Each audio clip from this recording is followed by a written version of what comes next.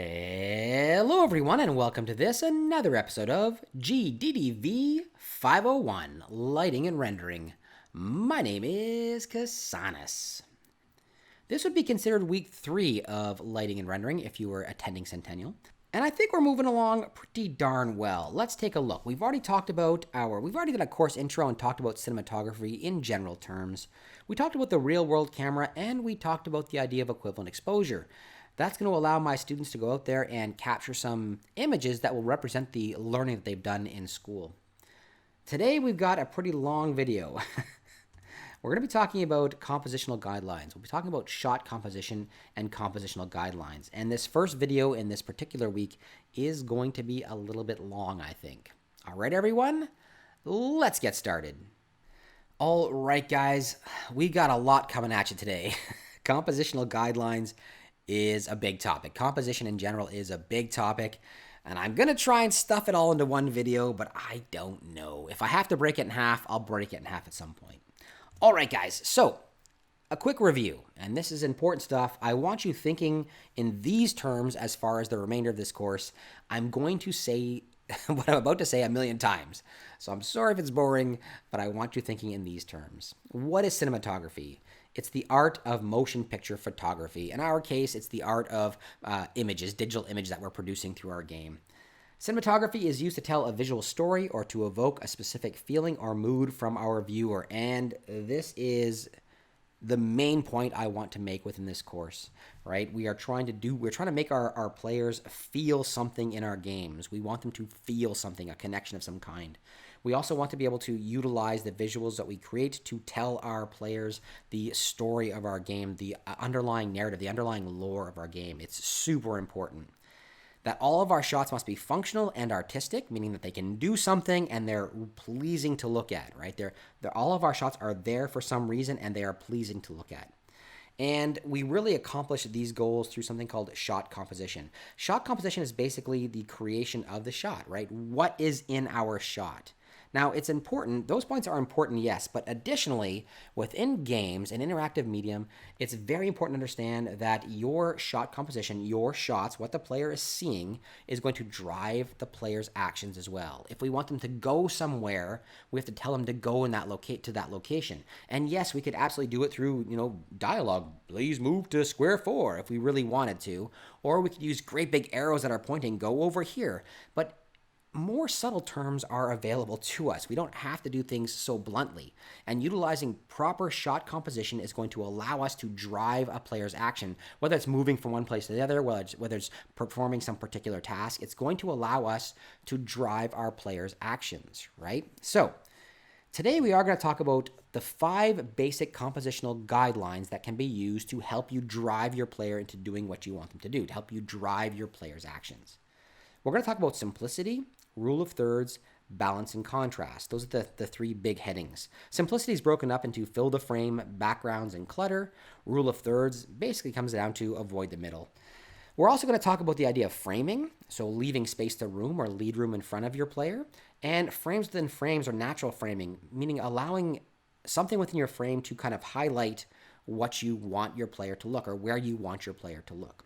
Lastly, we're going to talk about lines, and particularly leading lines and diagonal lines. We're going to talk about leading lines, diagonal lines, not only in terms of, again, leading your player or indicating to your player where you want them to look, but in terms of what lines within your particular composition might actually do or might actually evoke as far as a feeling from your player is concerned. All right, guys, so let's start off with the idea of simplicity. So it's really important to understand that whenever we are presented with an image, we typically will look at that image, we will scan that image very, very quickly, and we'll be able to pick out certain subjects of interest to us. And there's a lot of different things that can help us define what the subject of a particular shot or composition is. And in doing this, this is going to allow us, by making sure that the frame is simple, and we'll talk about what that means in one second, by making sure that our frame itself is simple, we're able to ensure that our players are looking exactly where we want them to look, right? We're going to be highlighting the particular elements that we want to highlight within our frame. If there's a lot of clutter within our frame, a lot of cluttering elements, it's going to be more difficult for our players to be able to pick out where we want them to look, right? So by simplifying the overall image that we're creating or that we're delivering to our player, we're going to ensure that we are directing our player to look where we want them to look. And we can use many different methods of achieving this particular goal. We've talked about some of them already, but we can talk about the idea of selecting an appropriate angle to reduce background clutter. If there's a whole bunch of stuff that's kind of obscuring, or even foreground clutter, if there's a whole bunch of stuff that's kind of obscuring your subject or where you want your play to look, if there's things that are obscuring it, whether it's lost in the background clutter or things are kind of in front of it and you've got a poor ability to view that particular object, it's going to be difficult for the player to see it. We can utilize tools like depth of field, and we talked about depth of field in a past video. We talked about the idea of depth of field being able to isolate particular areas of clarity within our frame. And by ensuring that the subject of your shot is clear and falls within that clarity, that section of depth of field where it's clear, we're going to ensure that that's where our player is looking. The remainder of the background and foreground elements are going to be slightly blurred if they fall outside of that area of clarity. So depth of field is absolutely an option for us to utilize within game. It's available in most game cameras now. There is a computational cost to utilizing things like depth of field within your game, and it's something you'll have to consider. There are other options other than depth of field, obviously, in isolating your particular object, but that's just one of them. Changing the focal length or making the focal length appropriate to ensure that we are seeing everything we need to see within our frame, right? If we need to be zoomed in, like for example within a scoped view when we have in games, well then we're going to ensure that our players with that longer focal length, by bringing everything closer, we're going to make sure our players are looking where we want them to look. So let's take a look at a quick example here. This is not my shot. I found this online, and typically when I show this particular image, I ask my students, what do they think about this image? And this is the opposite of simplistic, and we've got a whole bunch of problems with this particular shot. We have foreground clutter, and that foreground clutter matches the dots and the leaves, and that match the dots on this particular animal. I don't even know what this animal is. People tell me it could be a cheetah, it could be a leopard. I've been told a whole bunch of different things. But whatever this large cat is, it's meant to be camouflaged, right? It's a hunter. It's supposed to be looking for prey, and it's camouflaged within its environment, which is great for this big cat, but makes it very difficult to photograph this animal in its natural habitat. It blends in very well with the speckled leaves, right? We've got branches across the eyes of this particular animal, and again, if you're doing a portrait of an animal in this case, you definitely want to make sure that the eyes are visible and not obscured by these foreground elements. So, and I'm not suggesting that this photographer should have got closer to, get around those obscuring objects. Obviously, he probably didn't want to get, or probably didn't want to get any closer to this animal than they are right now. But because of the foreground elements, the clutter, the lack of simplicity within the scene, we end up with a poor image, right? It's very, very difficult for us to see this particular animal, to see the subject of this particular shot. So this is a still shot. This is a digital frame. What can we do with our game camera to ensure that our players have a simplified view, simplified visuals, and to make sure that our players are looking exactly where we want them to look? Well, we have a couple of different options again, even just using this very first suggestion of simplicity within our frame. Within a game, oftentimes our players are going to have control of their camera, right? And they might lose track of where we want them to look and where we want them to go. There's a couple of things that we can do by simplifying the frame, by simplifying the world, by making sure a lot of the clutter is removed from the world. We can make sure that objects of interest are going to stand out more clearly. We can utilize things like navigational aids in order to have our players look in the direction we want them to look. And we're going to talk more about things like color theory and that as we move forward as well. But we can use things like navigational aid to make sure that our players are looking in the direction we want them to look. The navigational aids, I'm not suggesting are like big arrows that are pointing in the direction we want them to go. but they can be subtle, something subtle like an area that is darker or lighter. We'll talk about contrast moving forward as well. Having these navigational aids be something that stands out from the background clutter, from the remainder of the frame, is going to make them easy to follow. Again, making sure that there are landmarks. If you've got a game in which your player is traveling through a particular area and you want them to go to a particular location, but it's kind of this open world style game and you want them to go to a particular location, set up landmarks or points of interest that are easy to spot within the world. This way, the player can always use these particular objects as reference for themselves, and they can always head towards these particular references. They can always orient themselves based on these landmarks that they can see within the game.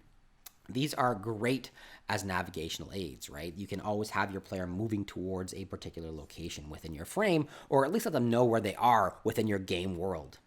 So easily identified level points, like I said, is great. And you can also use these things as foreshadowing for upcoming events within your game, right? If the player sees something in the background, if they're always moving towards a particular location within your world, they know that eventually they're probably eventually going to get there, right? You've placed this into your level to make sure that your player sees it.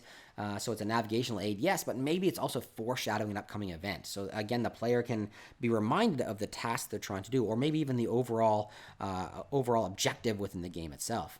Let's take a quick look at a screenshot from Uncharted Lost Legacy.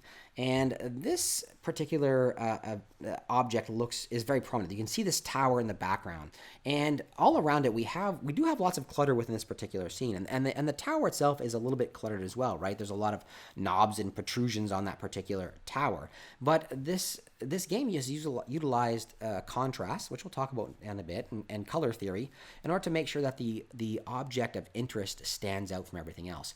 Look at the horizon. We can kind of see the horizon in the background, these large mountains. They are kind of a desaturated bluish color that makes the green of the foreground more prominent. And then the only thing of height in the foreground, or in the midground, I should say, obviously not the foreground, in the midground is that tower. The player can see that tower all the time. They know they're heading towards that tower. It makes a fantastic navigational aid.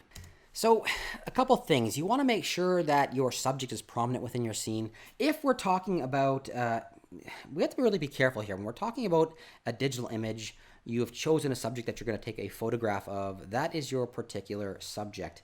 Within game, the subject isn't necessarily the most prominent item within the scene, right? If you're talking about a third-person camera where your actual avatar fills up half the scene, that is not necessarily the thing where you want your players looking, right? It's almost an area where you kind of want them to ignore it unless you're utilizing that avatar as a means of communicating information, like you're showing health or something like that directly on that particular avatar.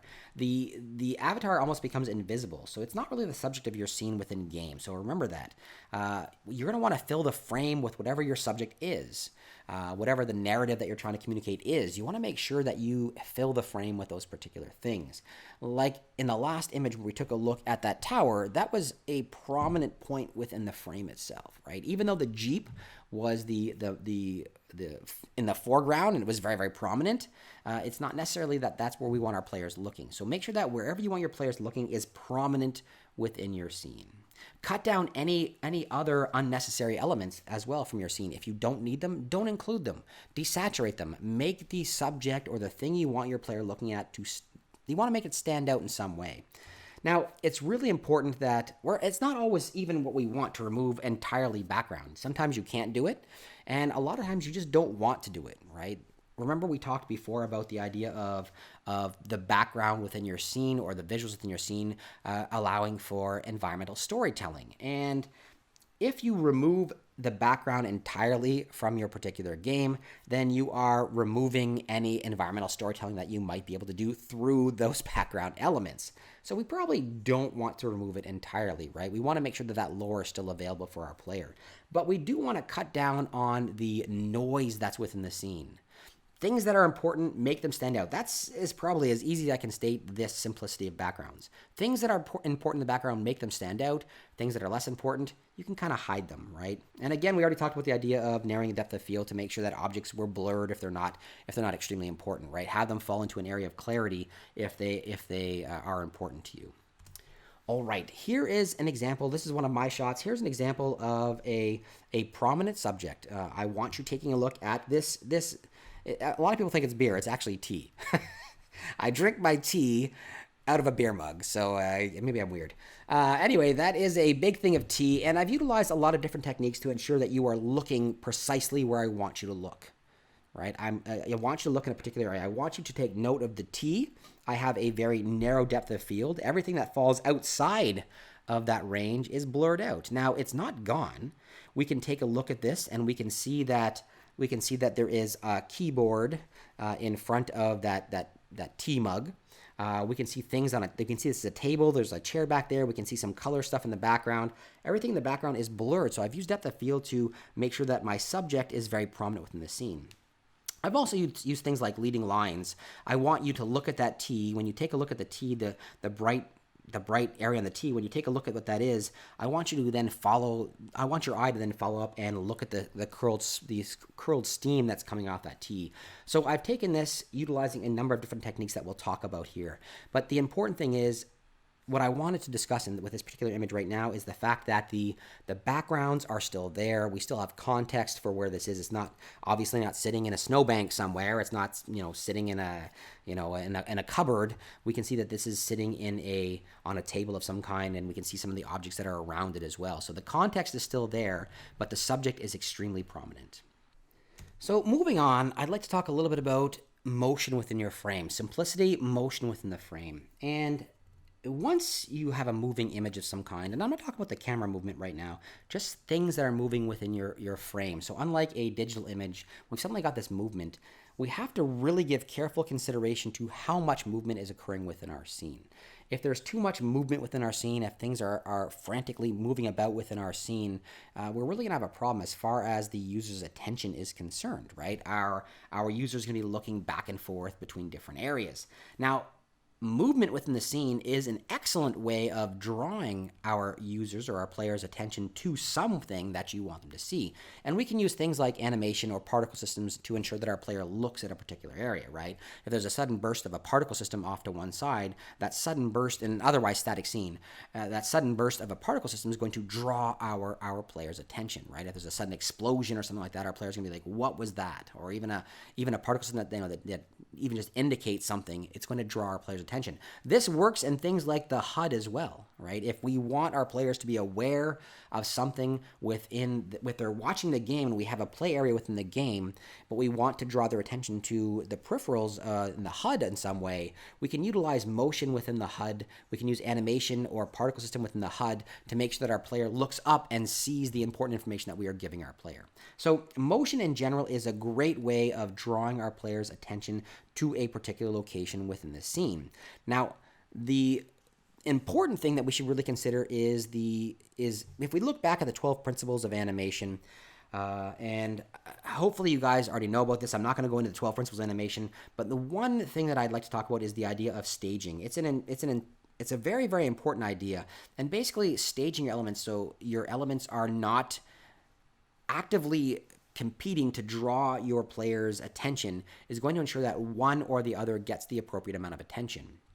If, for example, you have a scene, and in that scene, the player has to make a quick decision, and you're at a circus, and there's a person juggling, and then there's someone over there swallowing a sword, and then there's also a trapeze artist. The player doesn't know where to look at any given time. At the same time, the juggler's pants fall off, and the high wire person falls off the wire. That kind of stuff. They don't know where to look, right? They're going to get extremely confused at where to look. You don't want movement within your frame to compete to draw your user's attention, your player's attention. You want to make sure that you're using movement to draw your player's attention to something. Now, I'm not suggesting that your frame has to be utterly dead other than one little bit of movement. That's not what I'm suggesting at all. What I am suggesting is that if you do have these competing elements, that you give your player time to look and explore your entire scene. So these competing elements, they can move from one element to the next and explore each of them to understand what they're looking at. Almost like an establishing shot, right? If a player is walking into this circus for the first time, don't start the action immediately with a big combat or something like that occurs. Allow them to walk in, allow them to see each of the different areas within within the frame. They can see the juggler, they can see the sword swallower, they can see the, I don't know, I haven't been to a circus in it since I was like 5. They can see the tightrope walker. They can see all these things, and then after they've seen them and it's drawn their attention, they've given an appropriate amount of attention to each of these subjects, then you can kick into a dialogue point, or then you can kick into action, or whatever it is you want to do within your particular scene. So again, and if a big action is going to occur, you don't want several big actions occurring at exactly the same time, right? You want larger actions to occur that draws your players' attention so they're looking where you want them to look at any given time. If you are producing dialogue, if you have a dialogue point or a narrative point within your scene, you're not going to have both of your actors, if there's 2 actors that are speaking, let's say there's a conversation occurring between 2 people, you don't want to have both of those characters speaking at exactly the same time, right? You want your player to look at the one person who's speaking, understand what they're saying, and then go to the other bit of dialogue and have the person answer. It's a back and forth. So it's almost like a tennis match where the player is going back and forth between the elements, but there's nothing happening on the other side until the player is ready to look over there, okay? So that is super important as well. We're going to talk more about motion within the frame. I normally do a comparison between Kurosawa and Michael Bay.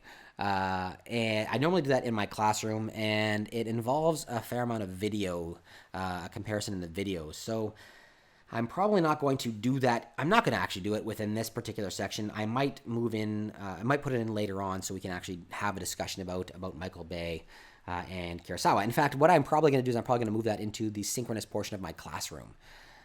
So on YouTube, I'm sorry.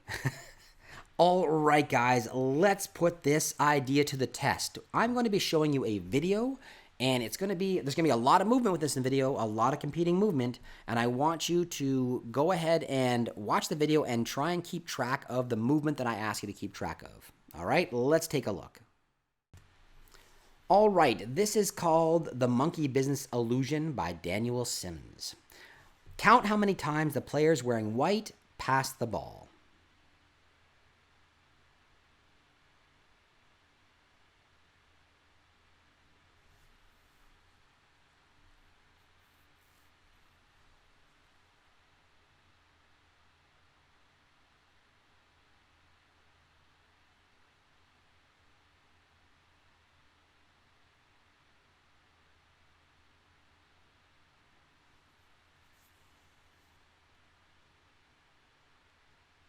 So, did you guys get 16? There were 16 passes amongst the people wearing white. But did you spot the gorilla that was in the center of the scene?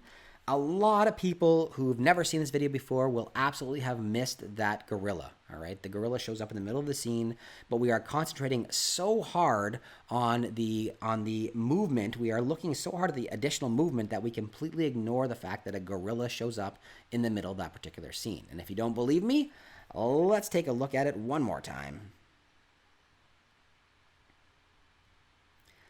Okay, there's the gorilla coming in from the right-hand side, shows up in the center, pounds on his chest, and then walks off. Hopefully, guys, that tells you that if you're not looking for something within the scene, or if you have competing movement within your scene, your audience, your viewers are going to miss something. Your players are going to miss something extremely important. All right, guys, let's keep going here. Okay, guys, that's it for simplicity. Let's move on to the idea of the rule of thirds.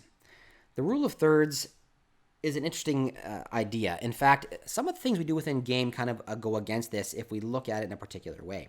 The rule of thirds suggests that that our eye is naturally attracted to certain locations within a frame. Within the screen or within the frame, our eye is naturally attracted to particular locations.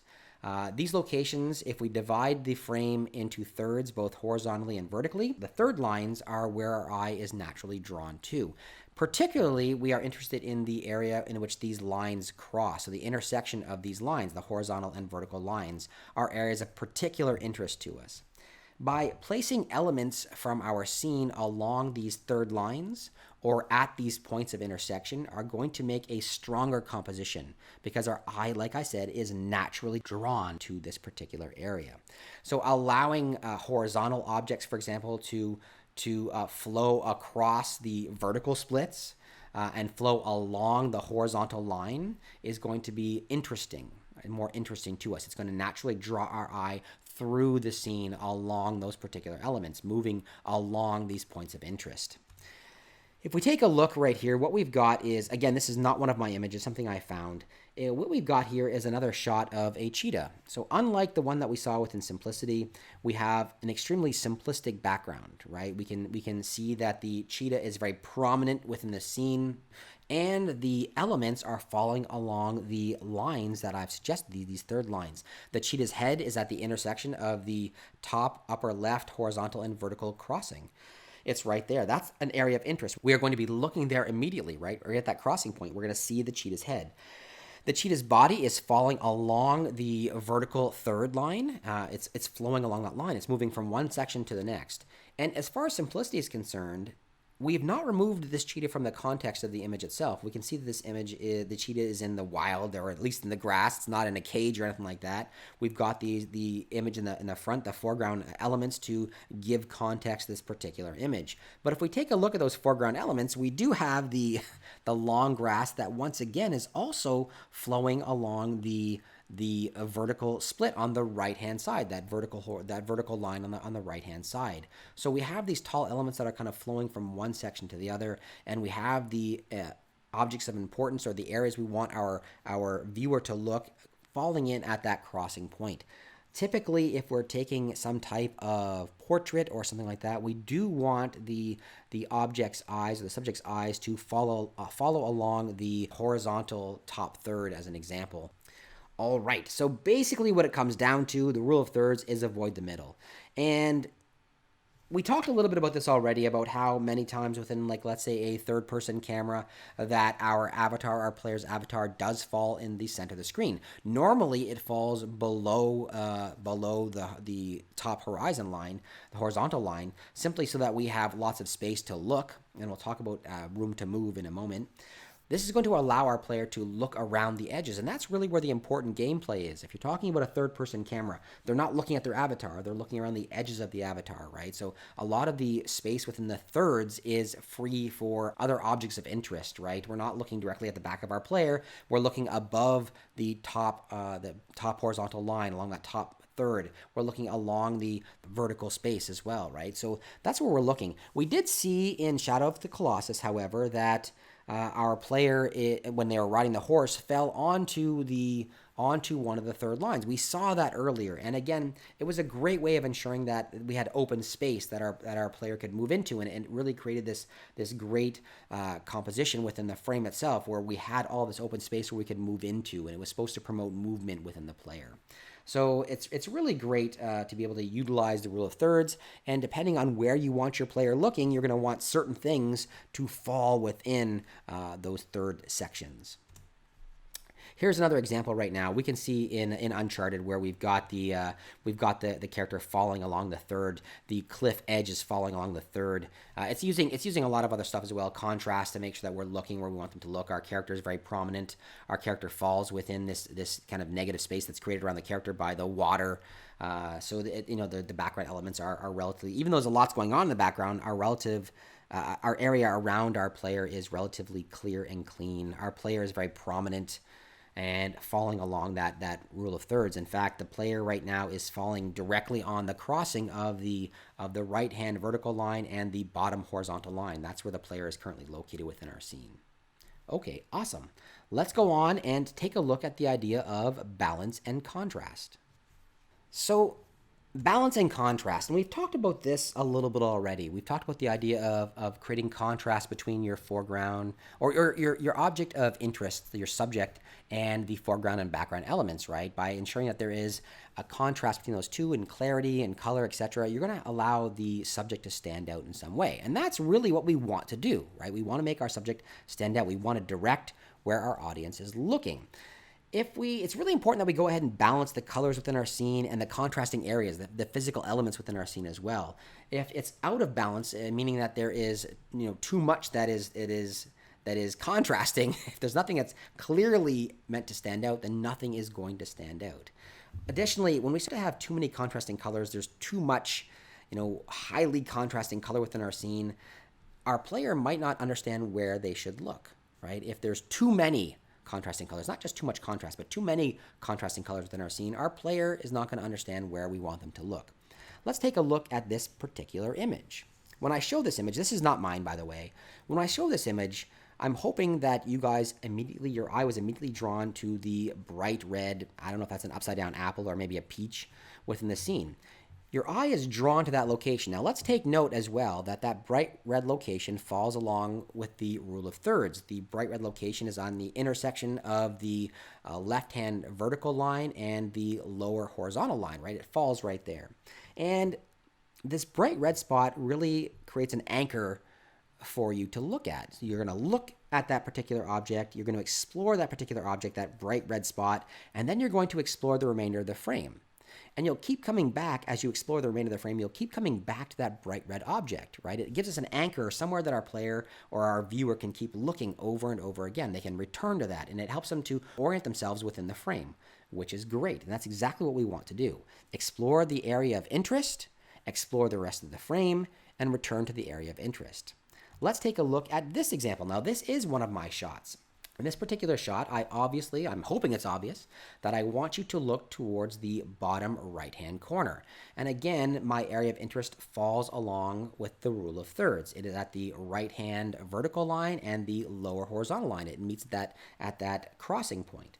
And that simple square is the only thing different within the frame. So again, I'm hoping you're going to look at that simple square. You're going to explore the rest of the frame. You're going to pick out the pipes, that you're going to pick out the dents in the wall and that kind of stuff, but you're going to constantly return to that anchor point that I've created within this particular frame. And these are really high contrasting examples, right? I'm giving you right now very high contrasting examples. You can't always do something like this within your game, but in this particular case, as far as these photos are concerned, in this particular photo, I'm using that to ensure that you have the opportunity to explore my entire frame the way I want you to explore it, right? That's my job.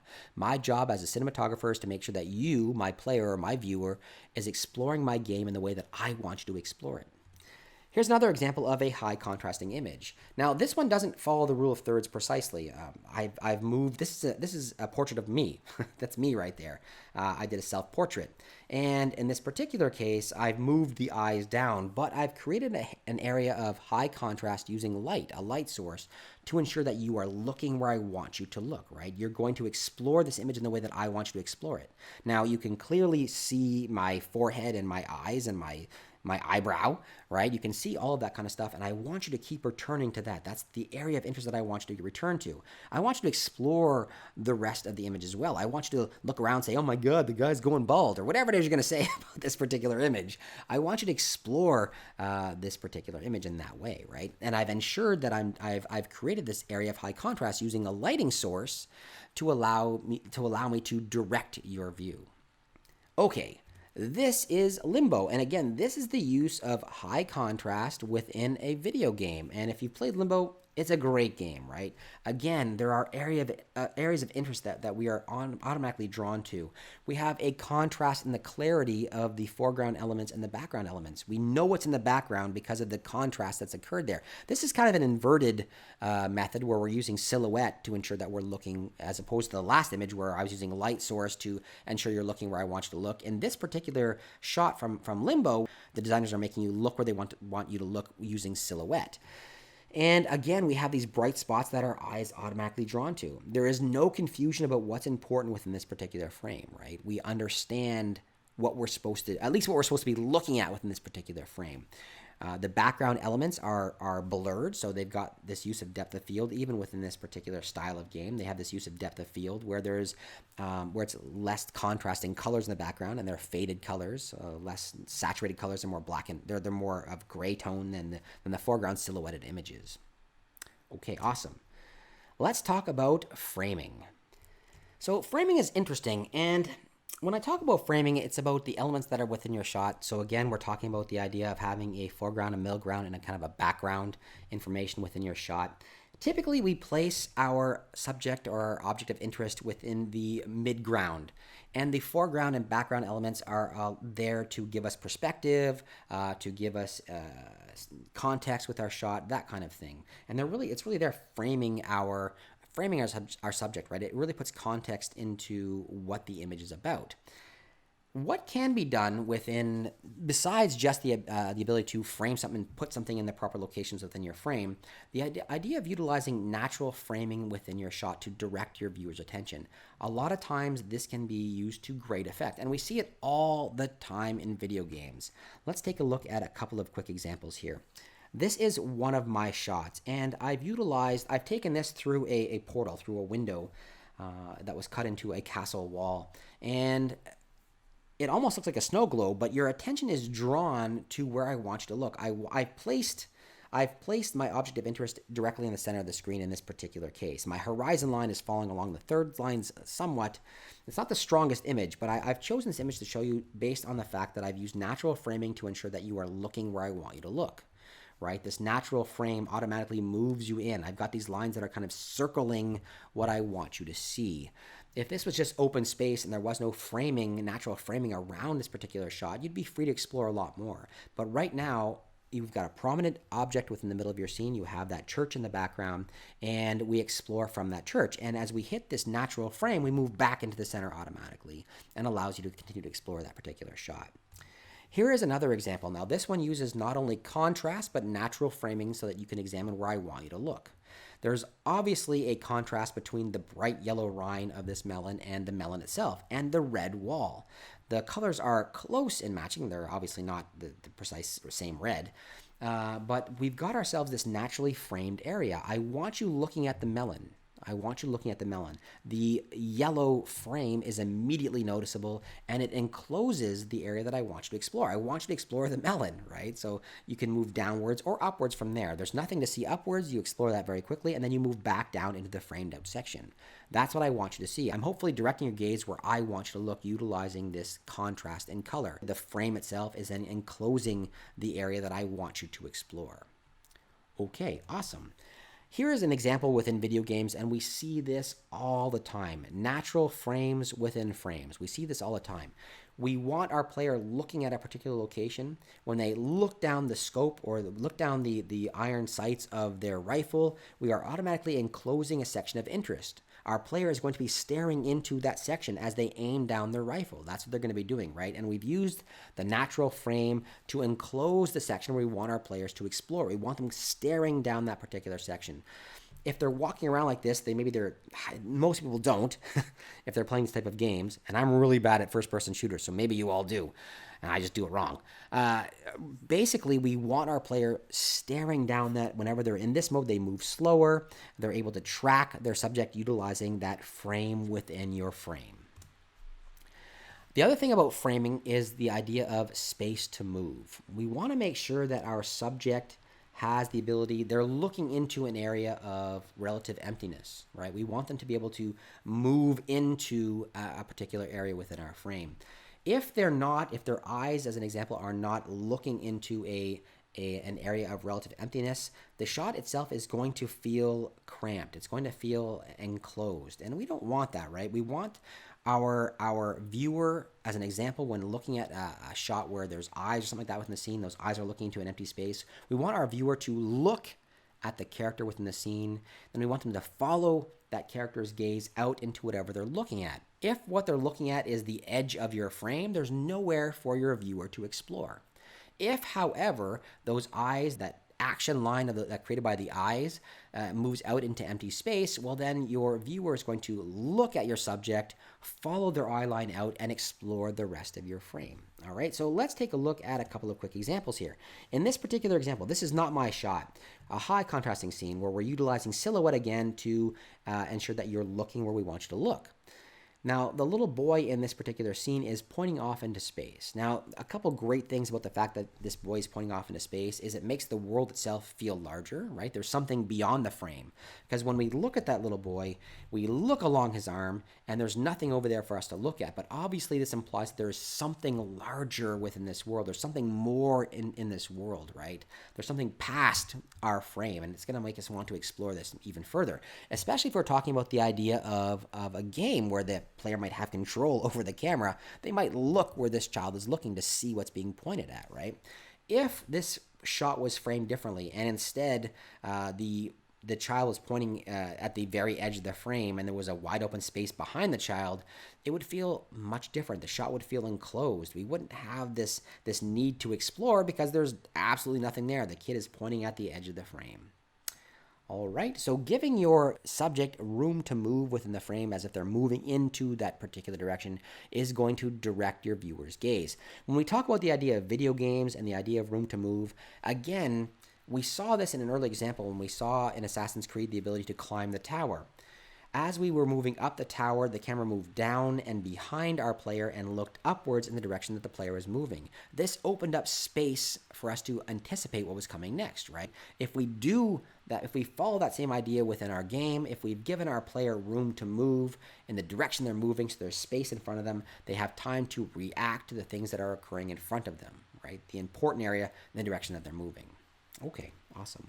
In this particular shot, again, I've got room to move. And this also has leading lines and a lot of other things as well. This is one of my shots. And again, I want you to look at the area of interest. I have an area of contrast and simplicity within here. I've got an area where I've framed out, using depth of field, I've framed out my subject's eyes. And what I want you to do is look at that person's eyes, and I want you to explore the frame further from that point. All right, I've used the natural framing of the elbow to enclose the book and the line that's created by the arm in order for you to lead your eye towards the book, but I want you to explore that shot in that particular way. Okay, awesome. The last thing we're going to talk about is lines. So lines can play a very prominent role within your frame. They can be used for a lot of different things. Natural lines within a composition give an added sense of depth. And what does that mean? We already saw this, actually. We already saw this when we took a look at some of the other photos that we had. If we have these converging lines or these perspective lines, basically, these lines that are created by perspective, where there's a narrowing of these lines, not only do they draw your attention through the frame and follow these lines along, but they also indicate depth within the scene, right? We can understand how deep a scene is. We can understand how deep the particular environment is based on these converging lines perspective lines that are created within our scene. Lines can also draw attention to a focal point. If we've got lines that are all moving in a certain direction or all pointing at a certain thing, then our eyes will naturally follow those lines to their conclusion, right? And if they're all pointing at a particular location with your frame, it's going to lead to something. So you can absolutely use lines to lead your viewer's eyes around your scene and have them explore the scene the way you want them to explore it. It can be pointing directly to an area of interest to make sure that our interest is going in a particular to a particular spot within the scene itself. So lines are awesome at leading the viewer's gaze throughout the frame itself, allowing them or helping them to explore the frame. That's exactly what I say here, that leading lines will draw the viewer's gaze through the shot. They allow the shot composer to lead the viewer through the image, right? We want our viewers to explore an image in a particular way. Maybe we want them to go from one section to another, and utilizing leading lines indicating that's leading the view around the frame can be very helpful in that way. Now, this is one of my shots. This is a shot of a bridge. And there are a ton of leading lines within here. All of the diagonal lines that are kind of pointing up towards the bridge.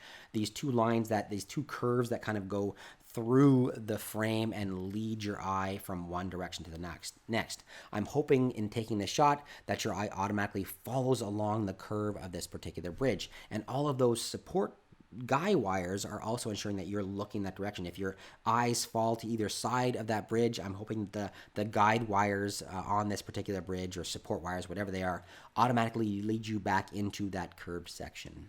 So the direction of your lines can go a long way in producing a feeling within your player as well.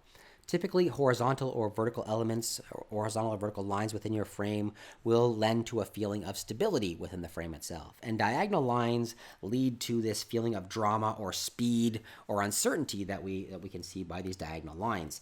We can often see this artificially produced through what's called a Dutch tilt. And oftentimes in video games, the Dutch tilt is, and we'll talk about Dutch tilt shots later on when we talk about shots. Oftentimes Dutch tilt shots are used to show drunkenness, right? Where we've got the whole world kind of at an angle. It was used heavily within the film 12 Monkeys to show the main character as being mentally unstable. So things like this. So Dutch tilt can add this artificial feeling of uncertainty. It can make us uncomfortable when we see it, but it can do other things as well. And this quick example here, and this is it, guys. We're almost done. I know this is a long video. In this particular shot here, we've got diagonal lines as this car. It looks like this car is speeding forward. It's obviously racing ahead. Our main subject is the driver, and again, that mid driver. This is not my shot. Again, this driver falls kind of along the vertical line, along the third line, which is great. But the entire thing has been tilted. I don't know if this car is driving uphill. It might be. It looks like it's going super fast, right? We have all these lines that are leading off into space, and this car looks like it's going super fast. I don't know how fast it's going, right? This is a still image, but those lines make it feel like it is racing forward. And all that's really happened here is the entire frame has been tilted to one side. More than likely, the photographer was following the car's movement with his camera, snapped a shot, and that caused the blurring of the background, but caused the actual car to remain still within the frame, or look like it's still within the frame. There's no blur to the car itself, but all the background image has this motion blur associated with it. But those lines that are created now give us a sense of speed, right? There's an obvious sense of speed to this particular shot. All right, guys, that takes us to the end of this super long video. There's some really important stuff in here. Understanding what you're putting within your frame is going to make your player's life a lot easier. It's going to allow you to direct the player to do the things that you want them to do, to direct them to go to the places you want them to go. It's going to allow you to indicate what actions are taken or should be taken. Shot composition will go a long way in making sure that your visuals are clear. All right, everyone. I hope you enjoyed that. If you did, let me know down below with a thumbs up. If you didn't, thumbs down is perfectly fine. I know this is a long video. Anyway, guys, thumbs up, thumbs down, comments down below, and if you haven't done so, please take a few seconds to subscribe. Have yourselves a wonderful day, everyone.